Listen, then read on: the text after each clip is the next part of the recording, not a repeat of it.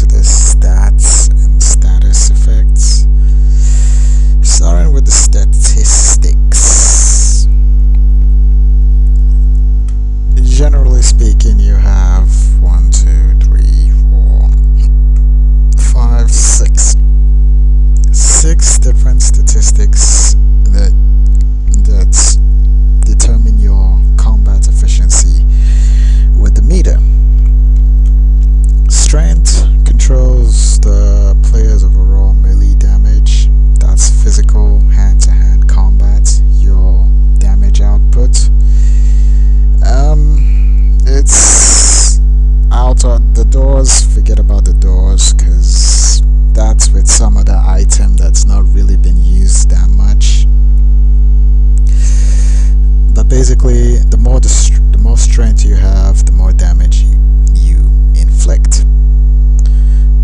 Fortitude is your just basically gives you bonus health. It's just the more fortitude, the more HP.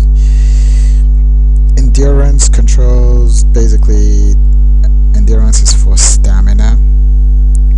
Well, fortitude affects the red bar, endurance affects the blue bar. You use stamina for skills and such.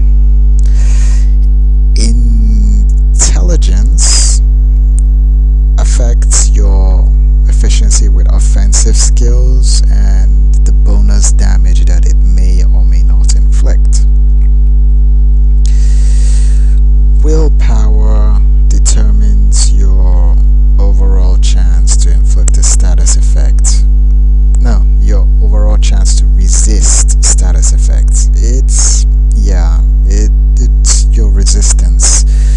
And I'll go into status effects, just basically negative effects, how likely it is that you'd resist it from affecting you.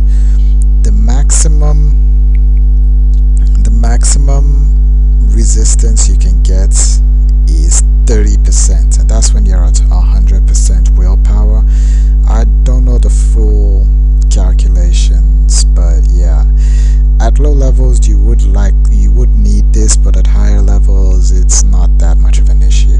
The reason you need it at low levels is because when you're fighting higher levels, they tend to use higher tier skills that pretty much end your life in one hit. Perception controls the chance that you're going to dodge ranged attack. This is basically the chance that gunfire would miss. So if someone shoots at you, there's a chance based on this factor that the range that the gun or the arrow or the laser beam or the cannon or whatever ranged attack does not connect. And finesse controls the player's ability to dodge incoming melee attacks. Now, I believe I did say this earlier. There are 4 different archetypes with all races, and the general rule of thumb to follow is for tanks you need strength, because you would need strength and fortitude, because tanks they're kind of like they have a special ability that the more damage they take, the more damage they inflict. So they're kind of like a fight heavy class.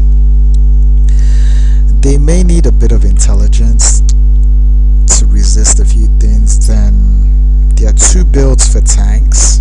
One is either intelligence high or willpower high.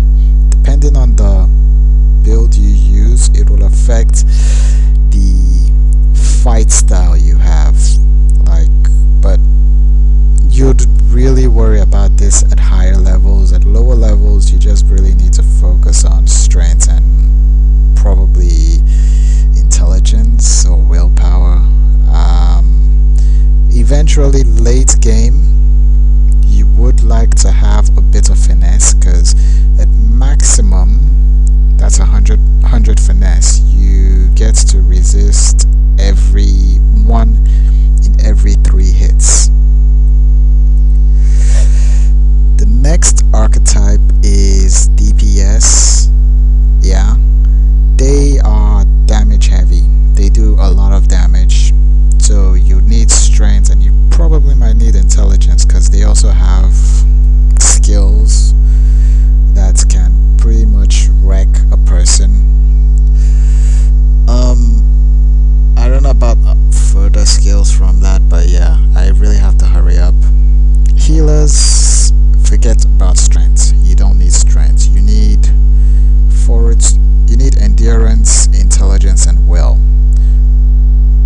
order of importance, you need intelligence, will, endurance. When you've worked these, once you've gotten intelligence and will maxed, you can then divide between endurance and probably finesse. Finesse is not really a problem because as a healer you don't really want to get up close into combat, so yeah. But these are the three to focus on.